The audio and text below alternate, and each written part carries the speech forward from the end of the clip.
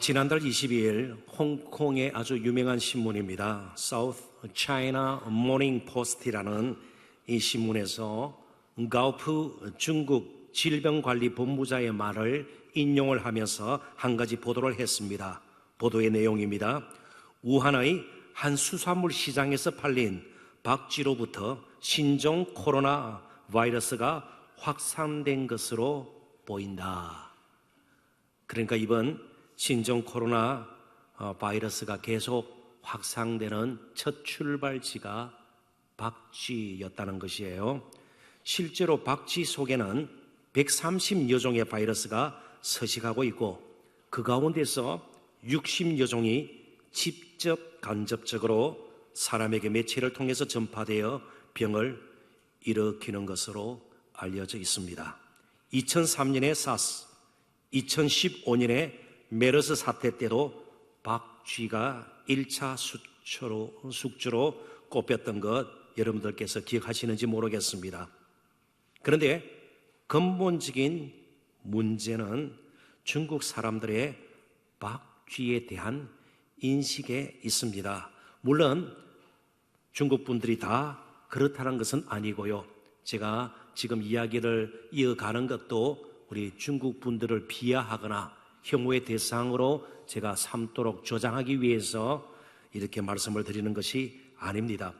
우리의 인식, 생각하는 것이 얼마나 행동과 행위 그리고 우리의 삶에 영향을 미치는가를 제가 강조하기 위해서 예를 드는 것입니다.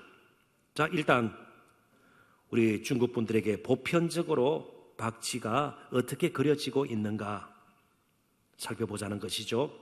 박쥐를 한자로 편복이라고 부릅니다. 물론 중국 발음은 다를 것입니다. 한자를 한글 발음으로 편복이라고 부르는데 그 중국어 발음이 또 다른 편복, 여기 편복은 두루 복을 받는다 하고 똑같습니다. 그러니까 박쥐와 두루 복을 받는다는 편복이 각해 들리는 것이에요. 한자 어는 달라요. 그래서 중국 사람들은 예로부터 박쥐를 행운의 상징으로 여기게 되었습니다. 마치 비둘기를 평화의 상징으로 여기는 것처럼 말이지요. 아무튼 이렇다 보니까 중국 분들은 박쥐를 기피하거나 멀리할 필요가 없는 것이죠. 복을 가져다주는 날 짐승이니까 그렇지 않겠습니까? 그리고 더 나아가서 박쥐를 보신식품으로 몸을 강하게 만드는 그런 보약과 같은 식품으로 여기기 때문에 언제나 박쥐를 가까이 할 수밖에 없을 것이고 그러다 보면 바이러스에 감염될 위험은 높아지게 되는 것입니다. 어떤 생각을 하는가에 따라 행동이 달라질 수 있다는 것은 우리가 굳이 깊은 연구를 하지 않더라도 쉽게 알 수 있는 사실입니다. 그런데 오늘 본문은 완전히 반대되는 현상을 우리에게 보여줍니다. 예수님의 한 행동이 제자들의 생각을 완전히 바꿔놓은 것입니다. 예수님은 단순히 사랑이 이런 것이다 가르치는 것으로 끝나지 않았습니다. 행동으로 사랑이 무엇인가를 보여주어서 제자들의 생각을 바꿔놓고 그리고 바뀌어진 그 생각을 가지고 평생 그들도 예수님의 본을 따라서 살도록 예수님께서 가장 적극적인 그런 방식으로 그들을 가르치신 것입니다. 본문을 통해서 우리는 예수님의 그 끝없는 사랑, 온전한 사랑을 보게 됩니다. 하늘 아버지로 돌아갈 시간이 다가오면서 예수님은 제자들에게 무엇보다도 사랑을 깊이 심기를 원했습니다. 정말 예수님께서 이제 그 다음 날이면 신문을 받고 십자가를 지시게 됩니다. 그렇다면 무엇을 남겨줄까? 지금까지 여러 가지 이적도 행하셨고요. 기적을 행하시지 않았습니까? 여러 가지 모양으로 가르쳐 주셨습니다. 그리고 마지막에 이 모든 것을 마무리하는 시간에 사랑을 그들에게 깊이 심기를 원하셨습니다. 그래서 요한복음 1장부터 12장에는 사랑이라는 말이 6번 정도 사용이 됩니다. 그런데 본문이 포함되어 있는 요한복음 13장부터 17장 한 큰 단락입니다. 그게 제자들의 발을 씻기는 그런 일이 나오고요. 또 계속해서 예수님께서 필요한 부분을 가르치시고 마지막 그들을 위해서 기도하는 것으로 17장이 마무리 짓게 되는 겁니다. 아무튼 13장, 14장, 15장, 16장, 17장에는 사랑이라는 단어가 무려 31번이나 사용되고 있다는 점이 이러한 사실을, 정말 예수님께서 제자들에게 사랑을 심고 떠나기를 원하셨다는 것을 잘 말해주고 있습니다. 예수님은 제자들이 얼마나 자신들을 사랑했는지 늘 잊지 않도록 손수 제자들의 발을 씻긴 것입니다. 자, 그렇다면 우리가 이것은 충분히 유추할 수 있을 것이에요. 그림으로 그려볼 수 있을 것입니다. 아마 이제 제자들이 그 후에 정말 예수님을 전하고 복음을 전하고 사도로서의 사역을 감당하는 가운데 온갖 어렵고 힘든 일을 다 겪게 될 것입니다. 아픈 일도 그들은 대해야 되고요. 마음에 깊은 상처를 입을 수도 있습니다. 누군가가 미워질 때도 있을 것이고요. 낙심이 될 때가 있을 것입니다. 그럴 때 정말 힘들어서 고개가 축 처진다고 그럴까요? 고개가 밑을 향하게 됩니다. 그리고 유대인들은 우리처럼 운동화나 이런 구두를 신고 있지 않고 샌들을 신기 때문에 늘 자신들의 발이 보이게 됩니다. 그 발을 보면서 이전에 주님의 그 따뜻하고 부드러운 사랑의 손길을 그들은 느꼈을 것입니다. 오늘 우리에게도 우리의 마음에 그런 사랑의 손길이 와닿아서 우리가 좀 사랑으로 촉촉이 젖는 그런 신앙생활을 해야 될 것이에요. 기계적이고 습관적이고 메마른 영성을 가지고 힘겹게 주님 가신 길을 따르려고 하니까 나도 힘들고 옆에 있는 사람도 힘들고 공동체도 힘들고요. 그리고 이 공동체를 둘러싸고 있는 우리 주위 믿지 않는 이웃들도 좋은 영향을 받을 그런 기회가 점점 없어지고 마는 것이죠. 오늘 우리에게도 예수님의 사랑을 정말 느끼는 그 사랑의 손길을 경험할 수 있는 귀한 복이 우리에게 넘쳤으면 좋겠습니다. 우리가 그렇게 한번 마음을 다듬어서 기대를 한번 해보십시다. 자, 어떻게 그것이 가능할까요? 몇 가지 주제를 가지고 본문을 좀 다뤄보도록 하십시다. 첫 번째 주제는 속죄피입니다. 예수님께서 분명히 물로 제자들의 발을 씻으셨습니다. 그런데 왜 남대없이 피가 등장하는가? 좀 우리는 이제 이 본문을 다루면서 더 큰 그림이 우리 앞에 펼쳐질 것이라는 것을 좀 생각을 하면서 본문을 대했으면 좋겠습니다. 먼저 3절부터 10절을 제가 읽을 텐데요. 눈으로 따라 읽으시면서 나에게는 이 말씀이 어떻게 다가오는가 스스로 한번 이 말씀을 살펴보시면 좋겠습니다. 저녁 먹는 중 예수는 아버지께서 모든 것을 자기 손에 맡기신 것과 또 자기가 하나님께로부터 오셨다가 하나님께로 돌아가실 것을 아시고 저녁 잡수시던 자리에서 일어나 겉옷을 벗고 수건을 가져다가 허리에 두르시고 이에 대야에 물을 떠서 제자들의 발을 씻으시고 그 두르신 수건으로 닦기를 시작하여 시몬 베드로에게 이르시니 베드로가 이르되 주여 주께서 내 발을 씻으시나이까? 예수께서 대답하여 이르시되 내가 하는 것을 내가 지금은 알지 못하나 이후에는 알리라. 베드로가 이르되 내 발을 절대로 씻지 못하시리이다. 예수께서 대답하시되 내가 너를 씻어주지 아니하면 네가 나와 상관이 없느니라. 시몬 베드로가 이르되 주여 내 발뿐 아니라 손과 머리도 씻어 주옵소서. 예수께서 이르시되 이미 모욕한 자는 발밖에 씻을 필요가 없느니라. 온몸이 깨끗하니라. 너희가 깨끗하나 다는 아니라 하시니, 우리가 나름대로 다시 재구성을 하면 이렇게 하면 훨씬 이해가 쉬울 수 있어요. 갑자기 예수님께서 한 번도 제자들이 경험하지 못한 그 당시 사회에서는 상상할 수도 없는 랍비 선생이면서도 제자들의 발을 씻는 거예요. 너무나도 당황했을 겁니다. 베드로 그런 당황한 반응을 보이지 않았습니까? 아이고 어떻게 선생님이 제 발을 씻습니까? 도저히 그럴 수가 없습니다. 그럼에도 불구하고 예수님께서 아니다, 그래도 내가 너의 발을 씻겨야 되겠다. 그래서 감동으로 감사함으로 이야기가 마무리 지어질 수도 있습니다. 그런데 모두가 깨끗하지 않다, 나와 상관이 없다, 뭔가 다른 것이 섞여 있는 것 같습니다. 그죠? 그래서 이제 조금씩 말씀을 깊이 들어가 보도록 하십시다. 한 가지 주목할 것은 예수님께서 식사 전에 제자들의 발을 씻으시지 않았다는 사실입니다. 아마 이스라엘을 다녀오신 분들은 다 경험하셨을 겁니다. 거기는 먼지투성입니다. 흙투성입니다. 거기다가 샌들을 신고 다니기 때문에 한 번만 밖에 나가보면 발에 흙먼지가 우리가 상상할 수 없을 정도로 많이 묻어 있게 됩니다.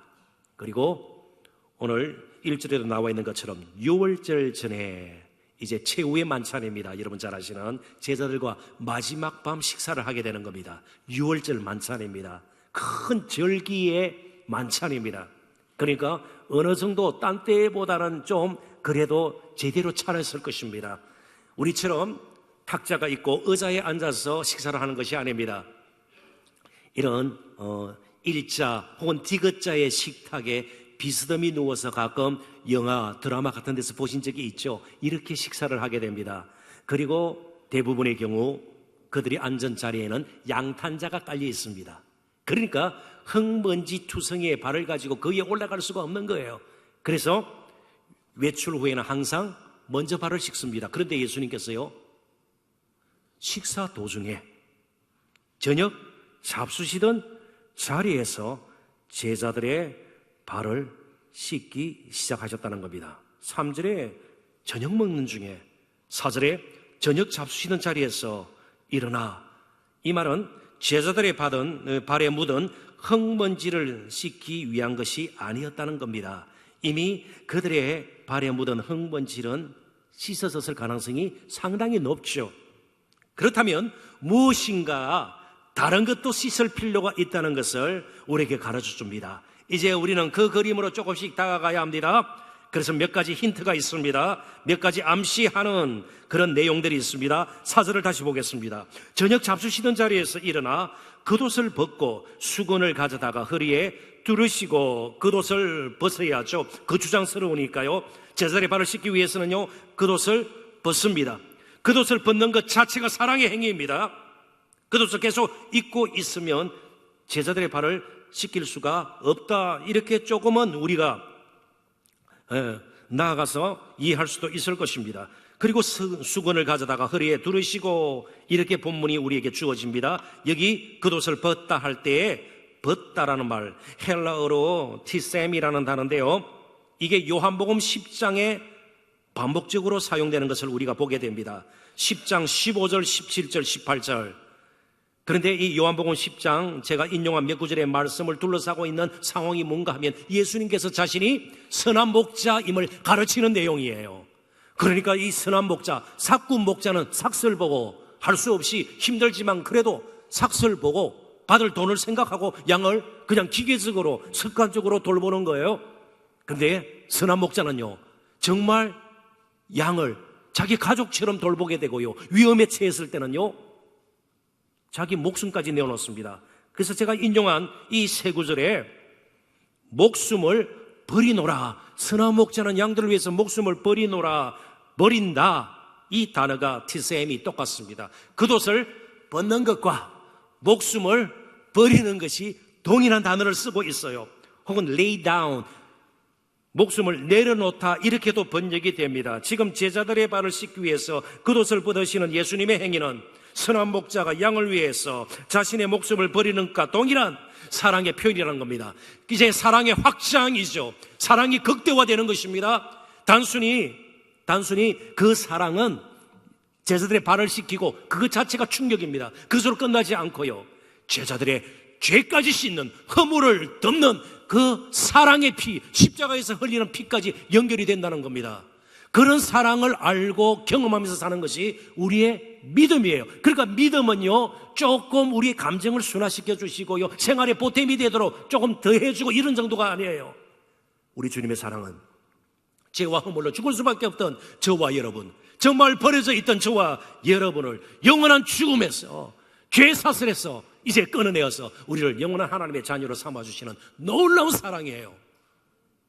그 사랑으로 살면 우리의 삶도 훨씬 폭이 넓어질 수가 있는 것이죠. 예수님의 사랑은 결국 자기의 목숨을 내려놓는 사랑입니다. 그것을 벗어서 내려놓듯이 말이죠. 믿음은 그러한 예수님의 사랑을 알고 경험하는 것입니다. 그런 큰 그림을 가지고 8절을 보면 이제 우리가 좀 더 예수님의 제자들의 발 씻는 행위가 무엇인가 조금 더 와 닿을 수 있을 것입니다. 8절입니다. 베드로가 이르되 내 발을 절대로 씻지 못하시리다. 너무나도 죄송스럽고 송구스럽죠? 예수께서 대답하시되 내가 너를 씻어주지 아니하면 내가 나와 상관이 없느니라. 예수님은 굉장히 강한 어조로 내가 나와 상관이 없느니라, 이제부터는 관계가 없는, 그럴 수도 있다는 겁니다. 그러니까 반드시 발을 씻어야 된다는 것이에요. 그런데 베드로가 뭐 잘못한 것 같지 않잖아요. 너무 송구스럽고 황송해서 제 발을 안 씻어도 괜찮습니다. 그런데 씻지 않으면 나와 상관이 없느니라. 나와 상관이 없다는 말은 문자적으로 나와 함께 어떤 부분을 공유하지 못할 것이다, 이런 뜻이에요. 조금 더 풀이를 하면 너는 결코 상속자가 될 수 없고 유업을 나눌 자가 되지 못할 것이다. 그러니까 더 엄청난 것이 있다는 겁니다. 자, 때가 언제 때라고요? 6월절 만찬 때. 자, 6월절 그러면 이스라엘 백성들이 가장 먼저 떠오르는 것이 무엇일까요? 무교병? 아니에요. 그들의 죽음과 생명의 갈림길에서 그들을 구원해내었던 그 무엇이 있어요? 뭘까요? 그들의 거하는 집, 문설주에 발랐던 어린 양의 뭐예요? 피예요. 어린 양의 피. 예수님은 자신이 6월절에 어린 양의 피의 실체임을 지금 보여주고 있는 겁니다. 단순히 발을 씻는 것을 떠나서 죄와 허물로 더럽혀져 있는 제자들에게도 예수의 피가 필요한 것이죠. 이제 6월절에 그 피의 은혜로 이스라엘 백성들은 구원을 얻고 어디로 가게 됩니까? 약속하신 땅, 그들에게 유업으로 상속으로 준 어디를 향해서, 가나안을 향해서 가는 것처럼 이제 제자들이 예수 그리스도의 속죄의 피의 은혜를 입고 영원한 생명의 나라, 하나님의 나라로 가게 되는 겁니다. 그래서 내가 내 피의 은혜로 속죄의 은혜를 입지 않고서는 나와 상관이 없느니라. 결코 영원한 나라를 소유하지 못할 것이다. 단 한 명은 소유하지 못했습니다. 누구일까요? 가룟 유다예요. 가룟 유다는 끝까지 깨끗하지 못했다 그렇습니다.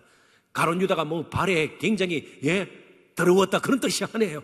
결국은 예수 그리스도의 속죄의 은혜를 입지 못하고 그런 영원한 하나님 나라를 상속받는, 유업으로 받는 그 일에서 죄되었다는 것입니다. 이스라엘 백성들의 구원을 위해 어린 양의 피가 필요했던 것처럼 제자들에게도 그들을 구속할, 그들의 죄를 속할 피가 필요했습니다. 그래서 종교개혁자 잔 칼빈은 예수님의 발을 씻는 이 행위를 속죄의 행위로 해석하면서 이렇게 설명을 했습니다. 한번 보시죠. 그리스도께서 우리의 추한 것들을 씻어주시기 전까지는 우리는 다 하나님 앞에서 더럽고 냄새나는 가증스러운 존재들이라는 것이다. 학벌로도 가릴 수 없는, 세상적인 지위와 신분으로 가릴 수 없는, 많은 돈으로 가릴 수 없는, 굉장히 몸품 옷을 입고 그 옷으로도 가릴 수 없는 우리의 죄와 허물을 오직 예수 그리스도의 피만이 가려줄 수 있어요. 하나님의 눈을 감게 만들어요. 그게 속죄예요. 대신 죄값을 치르고 우리를 영원한 생명의 자리로 이끌 수 있는 것은 오직 예수의 피밖에 없네. 오직 예수의 피밖에 없네. 나의 죄를 씻기는 예수의 피밖에 없네. 그 속죄의 피, 그것은 예수님의 사랑의 결정체입니다. 사랑의 결정체입니다. 로마서 5장 8절, 여러분 잘 아시는 말씀입니다. 그리스도께서 우리를 위하여 죽으심으로 하나님께서 우리에 대한 자기의 사랑을 확정하셨느니라. 더 이상 보여줄 것이 없다는 겁니다. 이것보다 더 큰 사랑이 없다는 겁니다. 이제 우리가 예수 그리스도의 십자가의 피, 그 은혜, 그 사랑의 피를 우리가 믿는다면 어떤 일이 있어도 예수 그리스도의 사랑을 의심해서는 안 되는 겁니다.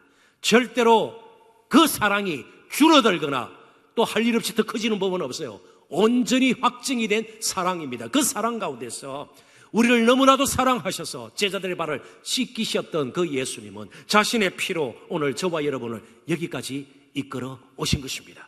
그 예수님을 믿고 이제 우리는 살아야 합니다. 더 나아가서 이제 두 번째로 실질적이고 구체적인 이제 우리의 삶으로 연결되어야 될 가르침을 예수님께서는 제자들의 발을 씻김으로 보여주셨습니다. 섬김의 본입니다. 1절입니다. 유월절 전에 예수께서 자기가 세상을 떠나 아버지께로 돌아가실 때가 이런 줄 아시고 세상에 있는 자기 사람들을 사랑하시되 끝까지 사랑하시니라. 끝까지 혹은 완전하게 사랑하시니라. 존귀하신 예수님은 너무나도 제자들을 사랑하셔서 스스로 종이 되셔서 그들의 발을 씻겨 주셨습니다.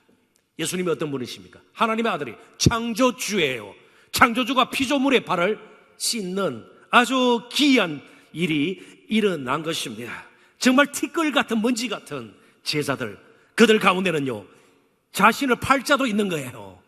배신할 자도 있는 것이에요. 잠시 후면 제자들은요 그 중에는 예수님을 부인하고요 비겁하게 저주까지 하면서, 거기 저주한다는 것은 예수님을 저주한다기보다는요 내가 예수님을 알면 요즘 말로 내 손에 장을 지져라 이런 뜻이에요. 하나님 앞에서 막 그런 식으로 이야기하는 거예요. 실제로 알면서도 모른 척 하는 것이에요. 당장 자신의 안전을 위해서요. 뿔뿔이 흩어지고 말았습니다.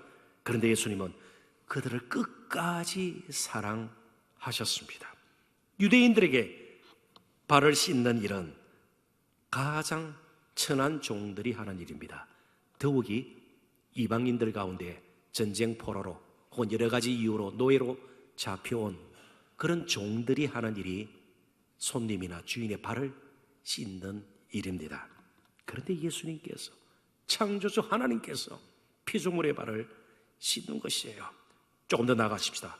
요한복음 1장부터 12장까지에는 생명이라는 단어가 50번 나옵니다. 예수 그리스도 안에만 생명이 있다는 것을 가르쳐 주시는 것이죠.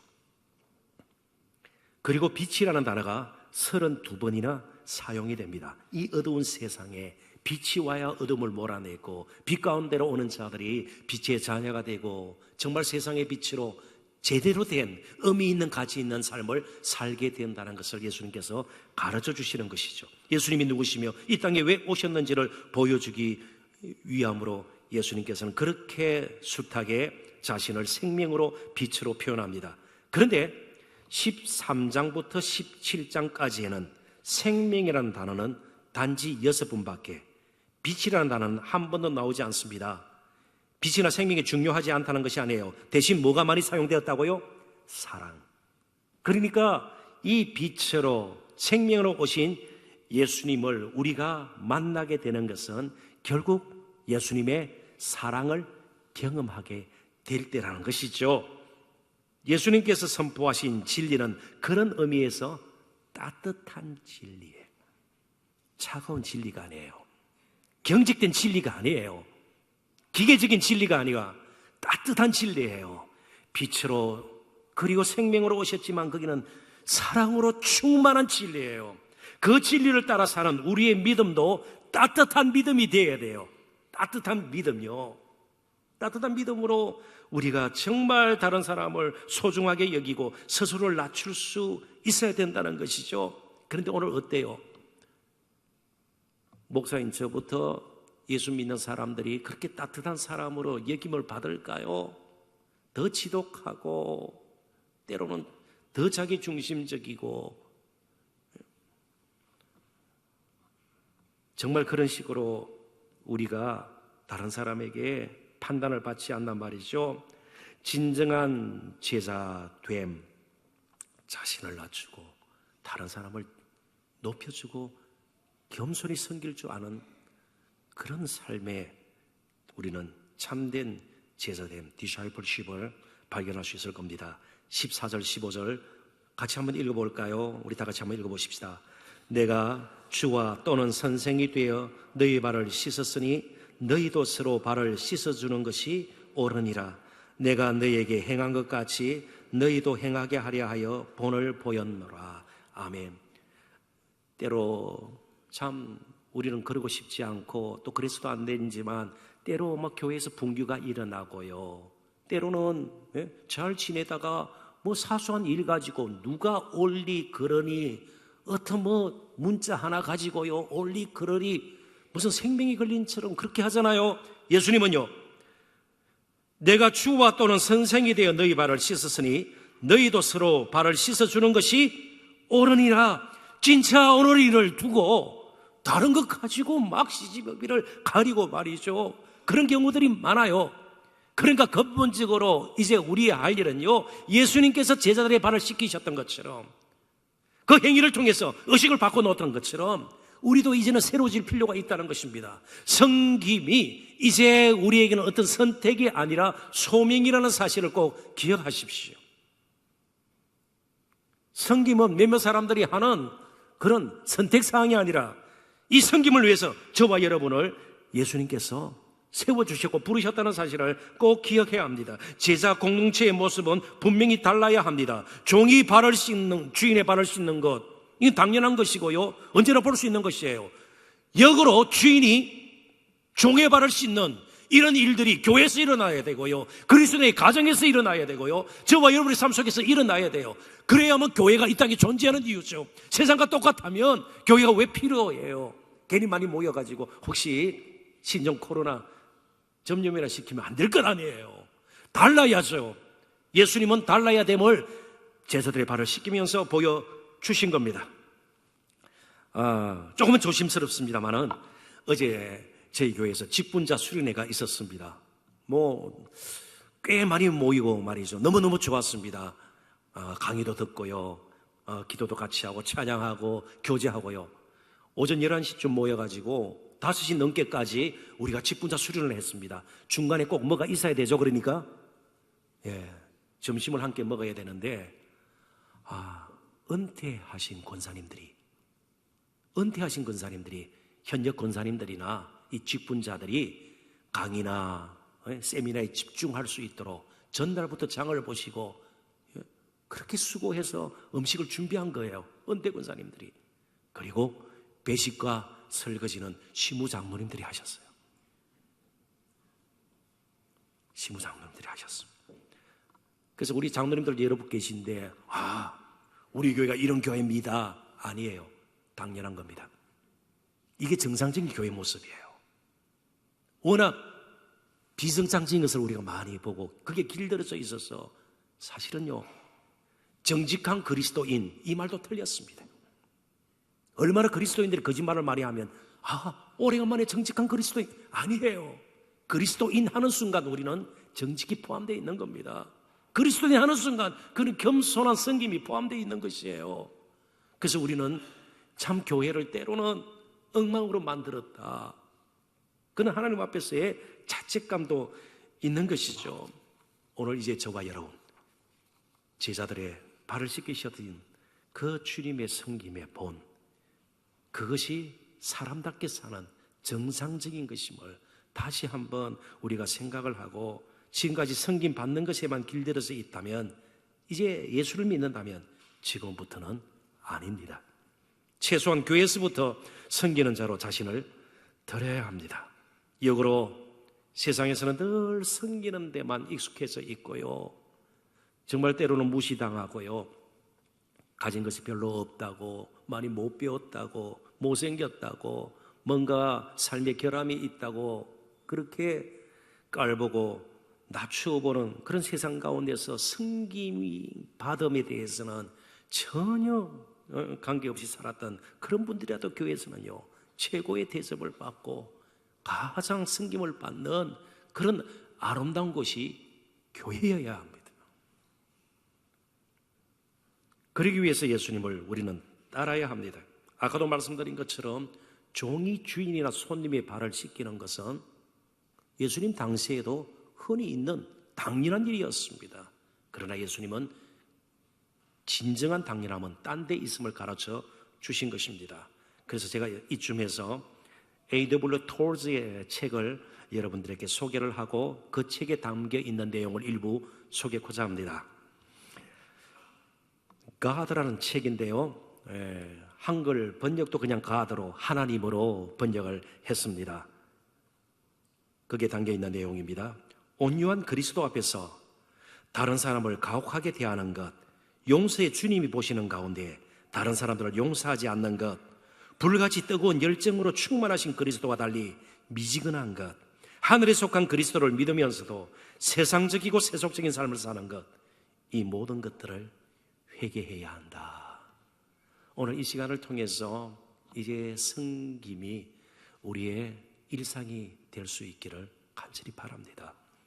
겸손히 자기를 낮추어서 다른 사람 생각할 줄 아는 좀 넉넉한 사람, 따뜻한 사람이 될 수 있기를 정말 간절히 소원합니다. 이제 마지막, 그렇다면 제자가 이제 해야 할 일이 무엇일까? 제자의 길 1절 2절을 통해서 살펴보고 말씀을 마무리 짓도록 하겠습니다. 6월절 전에 예수께서 자기가 세상을 떠나 아버지께로 돌아가실 때가 이른 줄 아시고 세상에 있는 자기 사람들을 사랑하시되 끝까지 사랑하시니라.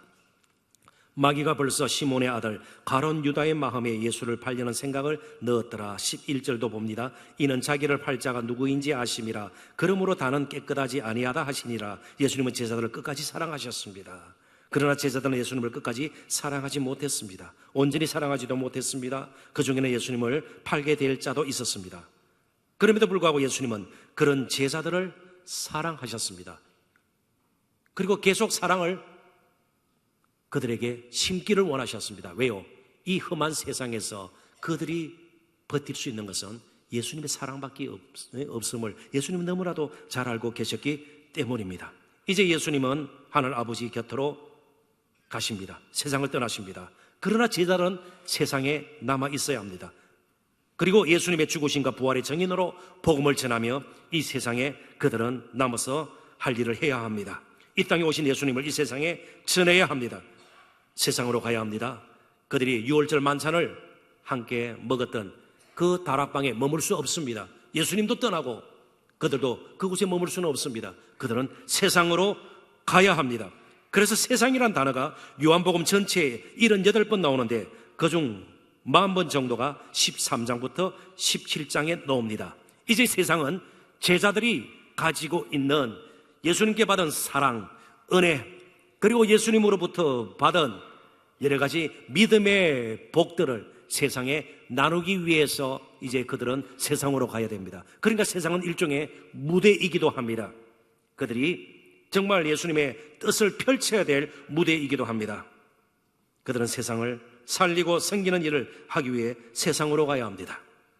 그러나 세속에 물들어서는 안 되는 것이죠. 야고보서 1장 27절에 예수님의 육신의 친동생이었던 야고보 사도는 이렇게 우리에게 말씀을 줍니다. 진정한 경건이 무엇인가, 진정한 거룩이 무엇인가를 잘 드러내고 있습니다.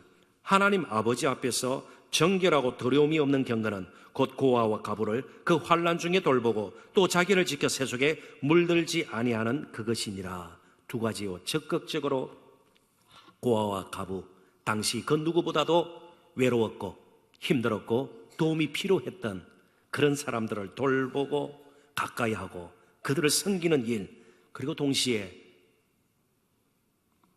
세속에 물들지 아니하는 것, 이게 진정한 경건이라는 겁니다.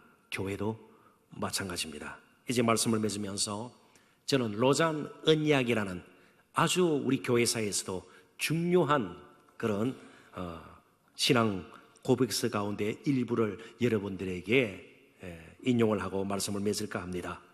점점 교회가 세속화되고 율법적으로 흐르든지 경직되고 말이죠.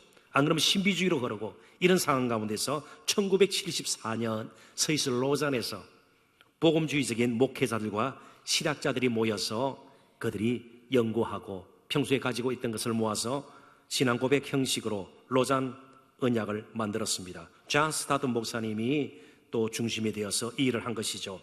그 중에 12장이 Spiritual Conflict입니다. 영적 갈등이란 그런 목록 가운데에 마지막 문장이 박스 안에 든 문장입니다. 제가 인용을 합니다. 교회는 세상 가운데에 있어야 합니다. 그러나 세속이 교회 안에 들어와서는 안 됩니다. The church must be in the world. The world must not be in the church. 교회는 세상 가운데 있어야 합니다.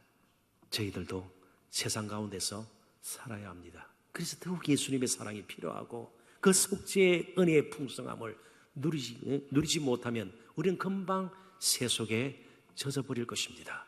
우리 교회가 예수 중심으로 정말 섬김의 공동체가 되고 서로를 발을 씻겨두듯이 정말 풍성한 사랑으로 젖어 있지 않으면 금방 세속이 주인 노릇을 하며 교회에 밀려오게 될 것입니다. 세상과 똑같은, 때로는 세상보다 못한 그런 모임이 되고 말 것입니다. 이 어려운 때 어느 때보다도 예수 그리스도가 우리의 산 소망이시고 믿음으로 사는 것이 얼마나 행복한 것이고 그것으로 끝나지 않고 이제는 제자들의 발을 씻기셨던 예수님의 그 마음을 가지고 우리의 삶의 현장으로 다시 나갈 수 있는 저와 여러분 되시기를 주님의 이름으로 축원합니다. 기도하겠습니다.